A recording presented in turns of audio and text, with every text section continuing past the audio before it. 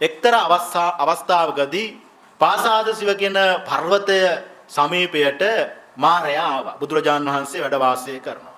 බෝධික හාමුදුරුවෝ පිරිනිවන් පාලා.